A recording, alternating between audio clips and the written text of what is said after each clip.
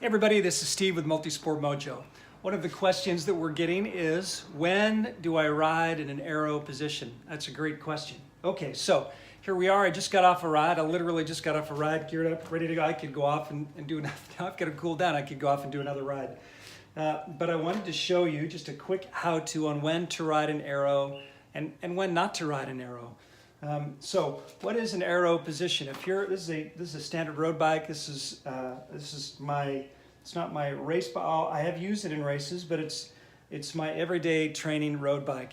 And you've got the top of the hood, and then it comes down into more of an aggressive aero position where I can get. So normally I've just got my hands up on the hoods right here, where I can easily get to the shifters or the brakes. And for most of my riding, if I'm maneuvering in and around traffic or if I'm riding with other guys, I'm going to be up in this position.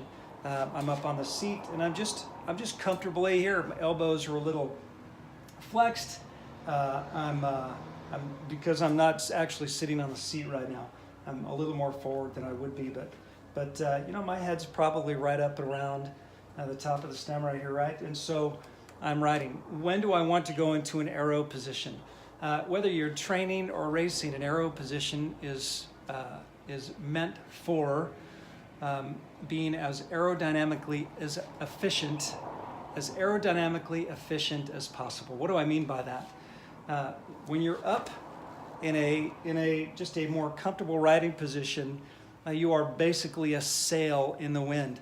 Wind is coming, it's hitting you right in the chest, it's hitting you straight up shoulders, and it's slowing you down. If I can move into an aero position where my hands go from on top into this more aggressive position, if it's a road bike, if it's a tri-bike, I'm going to have handlebars where I come out and I'm sitting on top of my tri-bike like this. What does that do? Makes me more aerodynamically efficient. I'm reducing all that surface area and I'm eliminating it, so I'm here now. And the air, as much as I can, is hitting me in the top of the head, and it's coming off the back. Now, you'll also then want to be mindful of aero gear, aerodynamically efficient gear. So you may want to look at bike helmets. This is a Rudy Tri helmet, and it's built to be a little more aerodynamically efficient as I'm down in an aero position. Here, I'll come right to here, right? So as I'm here, you can see it comes down. Now, aero helmets may also have a tail that bridges this gap back here between your neck and helps the airflow move smoothly right over the top of your head, over the top of your back, and off. What you want to be mindful of is staying down and you will move a little more forward in an aero position, and you will stay low so that air moves over you. You want to stay, here I'll move this way a little bit so you can see. You want to stay tight. So as I'm down in this position, I want to stay tight. I want to have my knees more narrow into the bike, so that I'm pedaling in an efficient manner, so that I'm not impacting the wind as much as I am when I'm sitting up on the handlebars, right? In a more comfortable position. Now I'm compact. My elbows are in, my knees are in. I'm trying to keep my head down. And when my head's down, I'm trying to keep, it's not going to go all the way up because you're not Stretch Armstrong, right? But you want your chin to come up as much as you can. You're almost looking through the top of your sunglasses or your shield.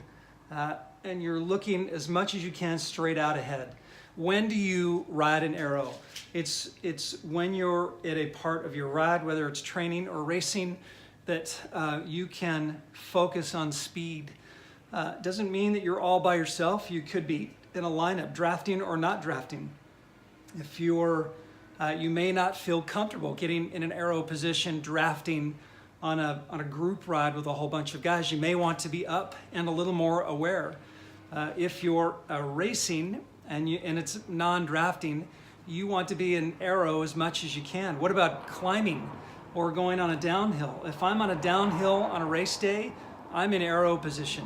Yeah, you're clipping along. Yeah, it's a little scarier.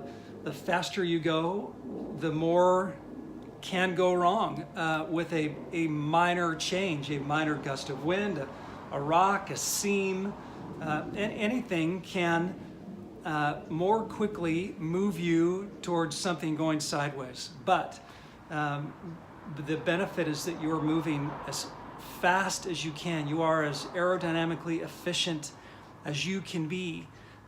There's a popular YouTube video out there right now where it looks like a race day because it looks like a race day. I don't know what race it is, but the rider gets down into an aero position and then kicks his feet horizontal. So he's in a Superman position. Feet are out of, he unclips his shoes and he goes completely like this on his bike. Once he gets back out in front, his feet come back at, it's something else. Without pedaling, I'll bet he passes 7 or 8 guys, right? As aerodynamically efficient as he could make himself. I would not recommend doing that. What I would recommend is that if you're on a flat or a downhill, and speed is the name of the game, and you can lock it in and go to get in an aero position where you're more aggressive, elbows in, knees compact, try and move everything that's here into here, look out the top of your sunglasses and go. For extended periods of time, you may have some neck discomfort if you're in a full Ironman or even a half distance Ironman race, 140.6 or 70.3. Those are long rides, and it may be uncomfortable to be in aero for that extended amount of time. I know I can't be in aero for that, and quite frankly, there are parts of the course where you don't need to be in aero. If you're climbing, for example, you want to be up and moving. You don't want to be in aero climbing. You want to have your hands on the handlebars so that you can pull. You're pulling as you move up and using the bike to help you climb. Okay, that's when to go on aero and when not to go on aero. This is Steve with MultiSport Mojo. Follow us here on our YouTube channel at MultiSport Mojo for podcasts, how-tos, and gear reviews that you can see and touch. Well, you can't touch them, but I can touch them, and you can look through the magic of video and imagine you're touching this stuff. If you want more of a deep dive on anything multisport, go out to one of our 4 websites. TryGearGuru.com for triathlon, RideGearGuru.com for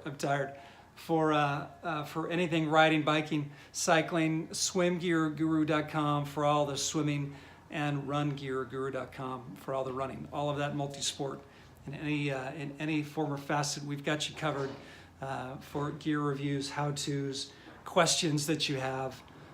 It's constantly updating, and we're adding more info all the time. So we hope that if you've got a question, you'll go out there and we can help you. It's all about trying to help you get across the finish line faster, be more prepared in training, have the right gear, make the right decisions, use us to ask the questions and leapfrog yourself with experience. Okay, this is Steve with MultiSport Mojo. We'll see you next time.